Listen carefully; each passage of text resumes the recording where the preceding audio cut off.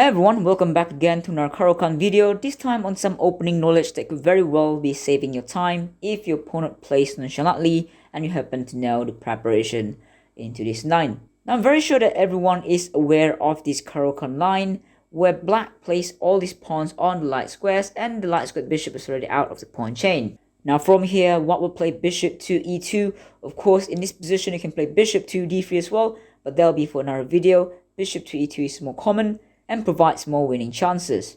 Now from here, black has a lot of moves to play. That is knight to d7, knight to e7. We can play pawn to c5, even pawn to a5 is some line as well. But only in this video, we're just going to talk about pawn to c5 and how to prepare against your opponent's error. Now this pawn to c5 really reserves the move for knight to c6. In addition to that, there'll be queen to b6 with pressuring the pawn on b2. This has been the most popular line in the database as well.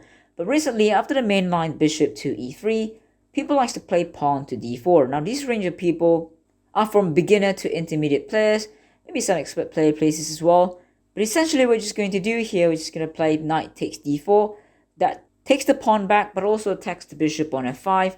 But the error here from black, or from a lot of people here, is to play bishop back to g6. Now this is error because look at the white pieces being developed. There are 3 pieces being developed currently, while black only has 1. And while the general principle tells you to keep your bishop alive, to keep your double bishop pair alive, it is also telling you to develop your pieces whenever you can. And so this bishop to g6 line is actually a very bad move on the opening already. And just like that, we can use our opponent's error and also ignorance. Now from here, we keep developing the move, which is castle on the king's side. Again, black, if he plays knight to c6, thinking that he can get the second pawn perhaps, then we simply sacrifice it. Again, as we said, we're so advanced in development that we can sacrifice a pawn to gain that material advantage. From here, pawn to c4 seems like a good move, in which if knight takes on knight takes on e5, he can just basically kiss the game goodbye. From here, we just play pawn takes d5. And let's say after pawn takes d5, we'll explore the other option, such as queen takes d5 as well. But of course, after pawn takes d5, which seems like a natural move to play, there'll be pawn to f4, firstly attacking the knight. After the knight move, pawn to f5 simply traps the bishop. And just like that, on move 12, you'll be able to win a piece and probably the game. But then what happens if queen takes on d5 instead? But then we can also play knight to c3, first attacking the queen.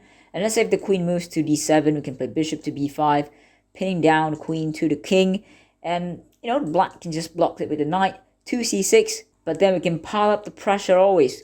Queen to a4, knight to e7, rook to c1, you can play rook to d1 next turn. All in all, black's pieces will be stepping each other's toes. You can see black's bishop couldn't really go into this diagonal in which he really wants to go, and white will be the one who has a very easy development with rook to d1 and knight to c6 as tactical try later on. You can also start with queen to a4 check, and then knight to c3, bishop to b5 to follow. Everything is standard. Of course, rook to c1, rook to c1, rook to d1, that will follow as well. And so there's nothing good if black doesn't develop this straight away. But let's just say he understands his mistake now and really tries to develop his pieces as fast as possible without taking a pawn, without taking bait on e5. Then what happens here, right? From here, we can still get a very good position with queen to a4, pinning down a knight to the king. Now the knight can't take anybody, the bishop can't develop, and let's say if the pawn takes on c4, we can first play rook to d1, set a tactical motif with knight takes c6 and discovery of the rook against the queen. In this case, the queen probably moves to a5, shown by the engine here as the best move to basically trade the queens, but then we don't have to oblige, just play queen takes c4, after knight takes e5.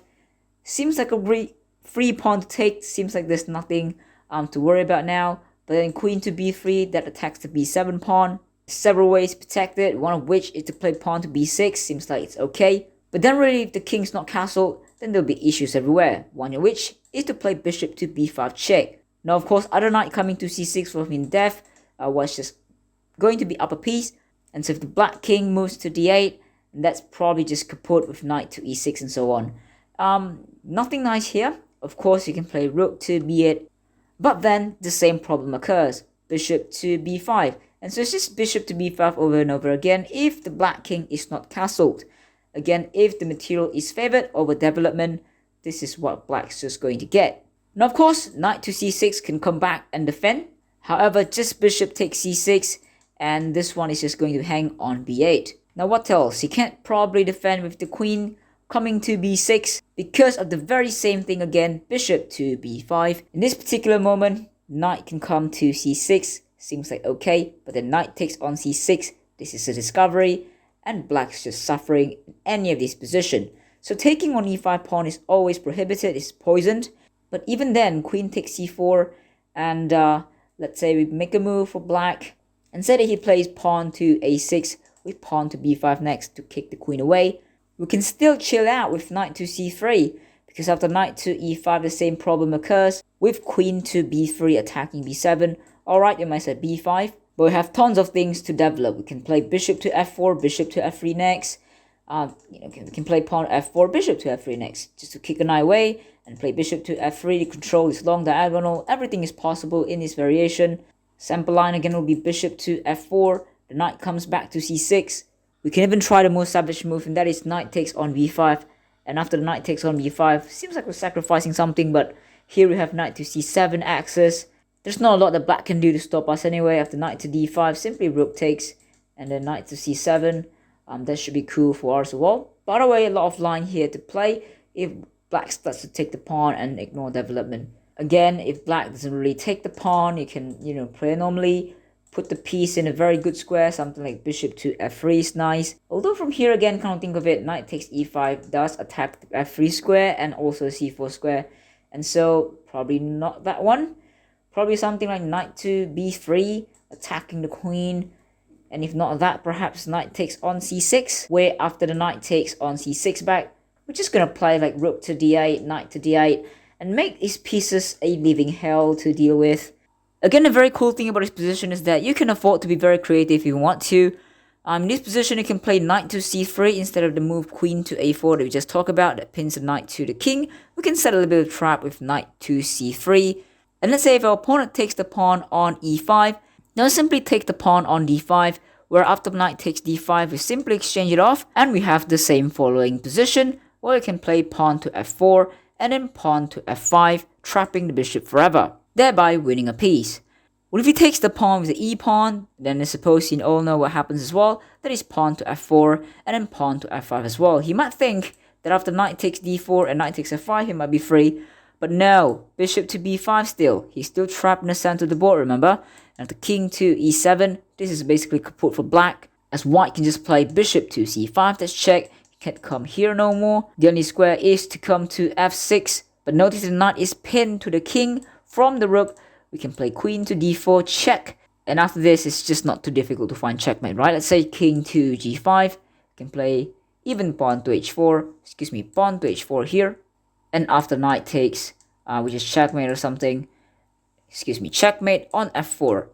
Okay, and bishop to e2. Very possible checkmate line. In any case, what I'm trying to say is black is dead if he thinks that he's got somewhere to go. So again, the e5 pawn is poisoned due to the lack of development from black. So black always tries to develop his piece, while white is just going to have a fantastic development in the chores, such as bringing the queen to d2 and the rooks to the open file. Black here can really try knight to f5, but then of course black in this position plays knight to d4, where after queen takes d4, pawn takes e4, we go over to take it, and we still should have a very good position with the rook already connected. The rook can go to the open file. Black again will be striving to develop his piece. But essentially, what we have to do in this position as black is not to retreat the bishop and condone your opponent trying to develop his piece. You develop your own as well. Knight to e7, protecting the bishop. Now if the knight takes, now with the knight attacking the bishop as well, the bishop will either have to move, undeveloping himself, or really to let it be taken. So there's really no two way about it, right? But in any case, if you can see, white developed two pieces while black has developed one, and so this is nothing too bad, although we're still lagging in development, but we're the second player to move anyway, so it's normal to have some kind of laggy in development. The key here is development. Always in Caro Kann is always development. Black can go with the same thing with knight to c6, a common and standard move to play in this position. Obviously, we can play still for a trap with pawn to c4, but obviously we talk about this as well. if knight takes e5, this is actually just very bad because pawn takes d5, knight takes d5. We can play bishop to b5, if anything, or if the pawn takes on d5 instead, to make sure the bishop and the knight is always protecting d7 square, the light squares, then we have nothing to worry about really. It's just a pawn. We develop with rook to e1, and the threat is that we're taking this knight if the knight ever moves, and if the knight doesn't move, then the bishop is stuck on f8. We can go bishop g6, why not?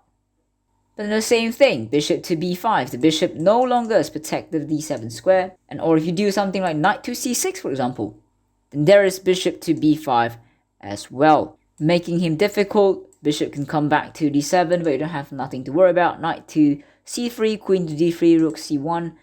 Just pretend that you're playing chess, not being down a pawn at all, because you always have this compensation of this development if black plays like crap. Now black's probably not going to take the pawn on e5, knowing that it's poison. Probably just going to take on d4, but after bishop to d4, this is actually a very common line for white, and there's really nothing to worry about. You can just practically play chess. After knight to c6, you can play pawn to d5, and after queen takes d5 for example, you can move the bishop to c3, getting out the attack. We can go bishop to f3, attacking the queen first. Obviously, if the queen takes on d4, thinking that I can exchange like this, then he's wrong. Bishop takes on c6 again. So yeah, that's pretty much all the lines that I want to talk about today. Hopefully, there's some lines that get into your head and you learn something about it. And if you like it, please consider pressing the like button and the subscribe button to support the channel. Otherwise, I'll see you in the next one. Thanks for watching.